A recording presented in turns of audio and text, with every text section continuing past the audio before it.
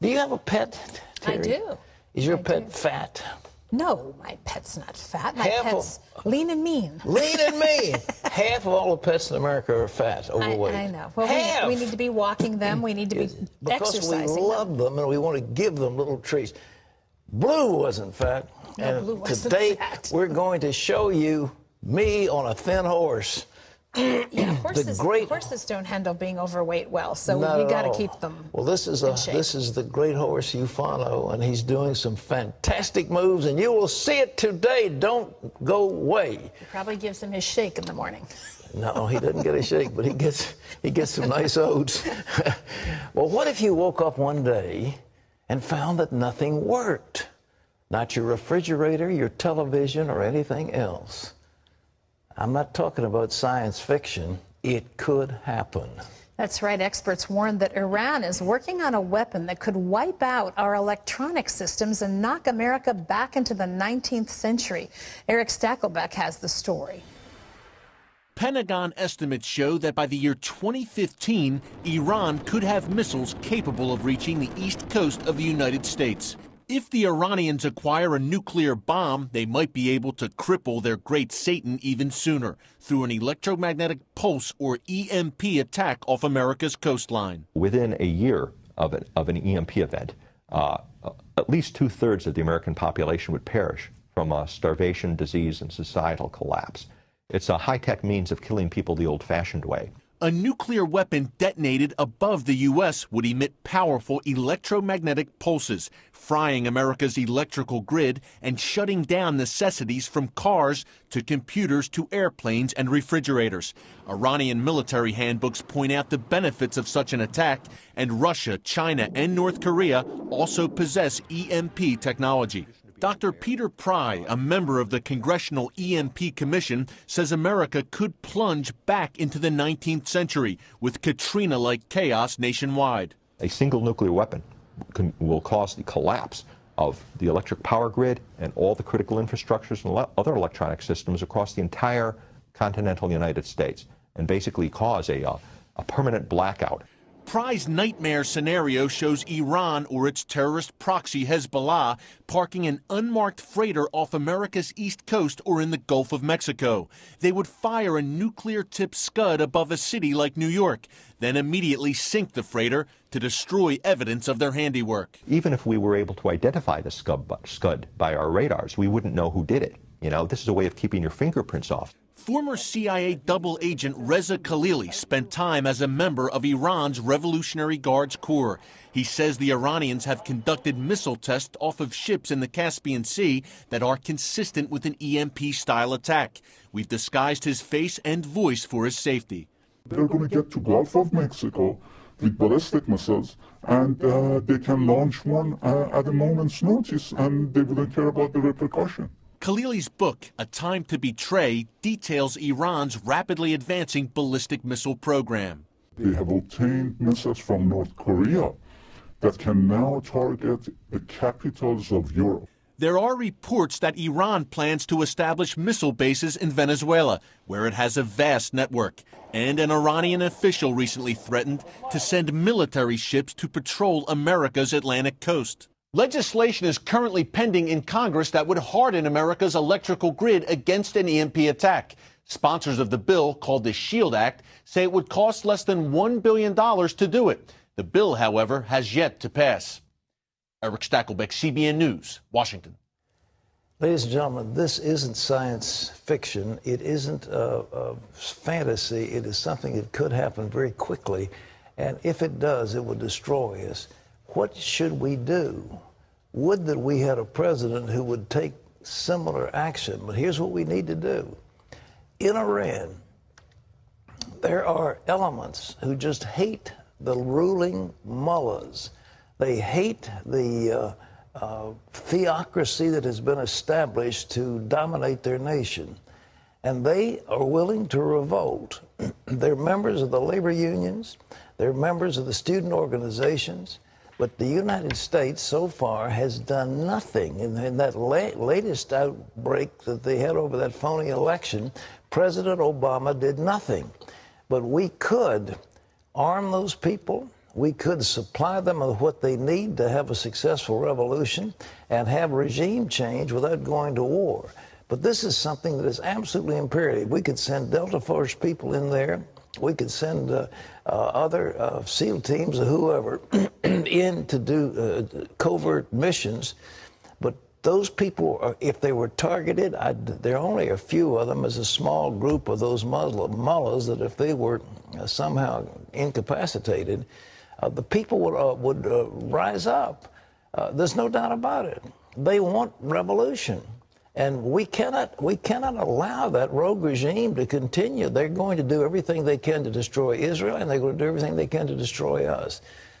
The prospect of an EMT is very real, and it's something that you and I should be aware of. We ought to alert our congressmen that this is a very important thing. They're debating all these nonsensical measures in Congress, and this is something that goes to the heart of the security of the United States of America. And if there's one thing a government needs to do, is to defend its citizens from attack from abroad and from within.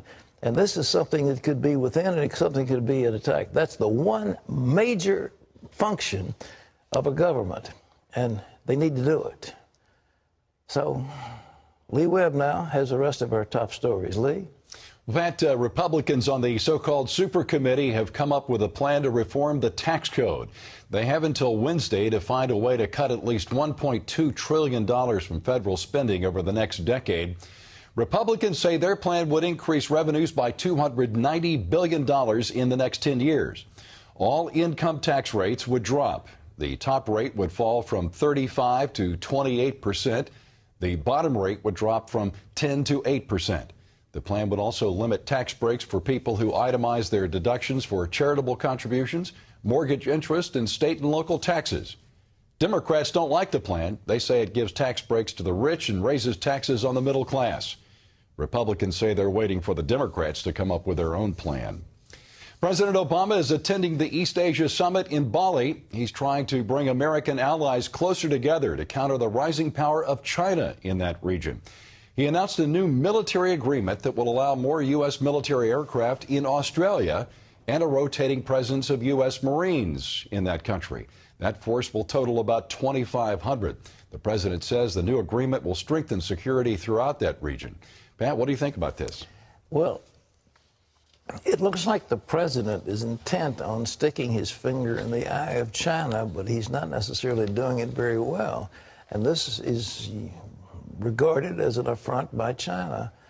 You know, Lee, the thing that somehow concerns me, they say he's going back to the place that he spent his childhood. He spent 4 years in Indonesia. I don't know if he was trained in a madrasa, one of those Muslim schools, but nevertheless, that is his inclination.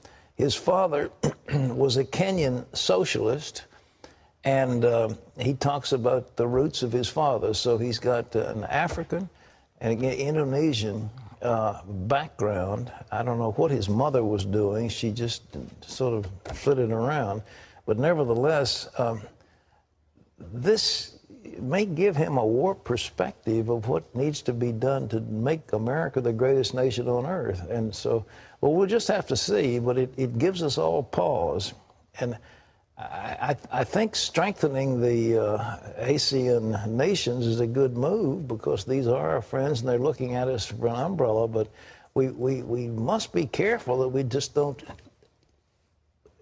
inadvertently trigger some kind of a war with China. And speaking of a war, the question is the currency.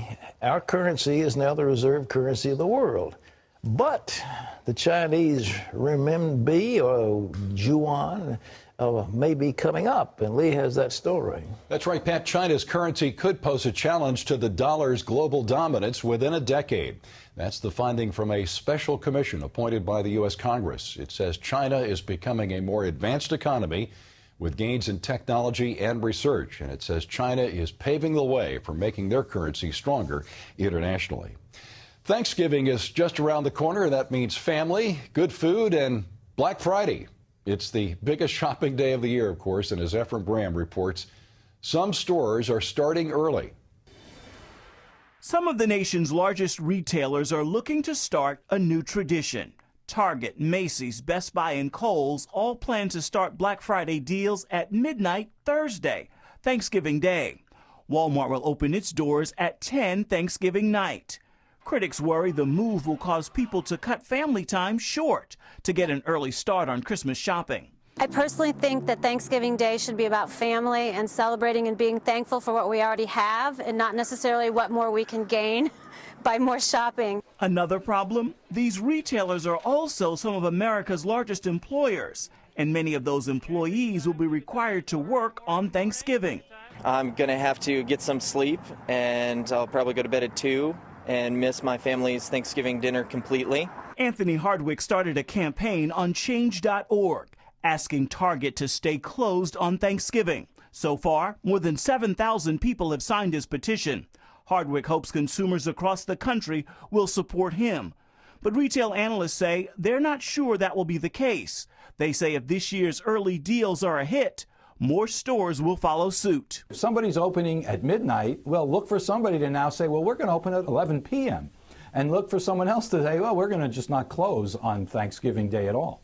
Sears and JCPenney say they will not open on Thanksgiving Day. They plan to stick to their normal Black Friday schedule to allow their workers to be with their families. Ephraim Graham, CBN News. Well, as Pat indicated at the top of our program, the obesity epidemic isn't just a human problem. Our pets are too fat as well. A recent study finds that more than half of all dogs and cats in the U.S. are overweight or obese. The reason? Well, one expert tells the Chicago Tribune that people see pets as part of the family, and they tend to overfeed them.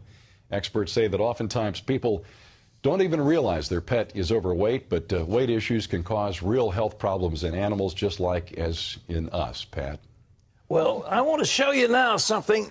You know, we had Blue is in training right now, but this is Eufano. Look at him. He's doing some dressage moves, huh? He is beautiful. Isn't he gorgeous? Wow. Now, Wow. he's just an elegant animal. Look at him. What do you feed him? Just, I mean, I know you oats, obviously, but Well, I mean, does he have a schedule? You have to keep mixed him in a... feed, and he's doing a nice canter. Then he's coming down to do a little pirouette there in a minute, a little working pirouette. He dances. He does dance. Now, do you ride him every day, Pat? Pretty much when it's nice, but if it's raining, I don't. Yeah. Oh, look at Yeah, this. that's a shoulder in. He comes across. Now this is, I think he's going to do a piaffe there in just a minute. Now that's the passage, and isn't he elegant? Isn't he beautiful? He's beautiful. Now, does he do this? Do you have to guide him through that? Absolutely, Yeah. absolutely. He doesn't just do it on his own, but He's beautiful. yeah. He doesn't function without you, is that correct? Well, he functions without me, but he doesn't do all those tricks. That's the. Let's see, what's he going to do now? I don't know. He's pretty. Isn't he? How pretty? old is he? He's about 10. All right. Now, what are we going to do next? Oh, this is a little bit of a semi. Well, all right. Now, Here you go. this is the piaffe. Good grief. Isn't he nice? He's gorgeous. Look at him get up there. Gorgeous. Look at him. Isn't he? He seems large. Is he big? He's 17.3 hands, and he's gentle as a kitten. He's just the sweetest thing in the world. And He's absolutely beautiful. isn't he gorgeous? Yeah, he The Lord really designed him is. for me. He's exactly what I want. He's big enough for me because I'm kind of big. And Yeah, Isn't he he's lovely? gorgeous. Absolutely gorgeous. And I know he enjoys when you're over there. well, I feed He him. knows it. I feed him treats. When he sees me, he gets his ears up. But when I get But through not riding too him- many treats. No, not. Well, I feed him healthy things. But when I get off of him, he turns his head around and says, "Okay, where's my treat?" I mean, seriously, he does. He come there and give him. Well, horses are smart. Oh, he's a nice one. Isn't he pretty? He is absolutely beautiful. I can see why you enjoy riding him. 17.3. He is enormous, and he's a Portuguese Lusitano. He's gorgeous. Yeah, he is. Santa Claus is returning to work at a University of South Carolina hospital. St. Nick has visited patients at the Hollings Cancer Center for the last 2 years in Charleston, but the Charleston Post and Courier newspaper reports the hospital had asked him to hang it up. They said people from all faiths come to the center, not just those who celebrate Christmas. But there was a passionate response from the public and the patients, and now the hospital says it will allow the holiday tradition of Santa Claus to continue there. Britain's Queen Elizabeth took part in a celebration marking the 400th anniversary of the King James Bible. Prince Charles joined his mother in celebrating with some 2,000 worshipers at Westminster Abbey. The King James Bible is considered by many the most influential book ever printed. You can always get the latest from CBN News by going to our website at cbnnews.com.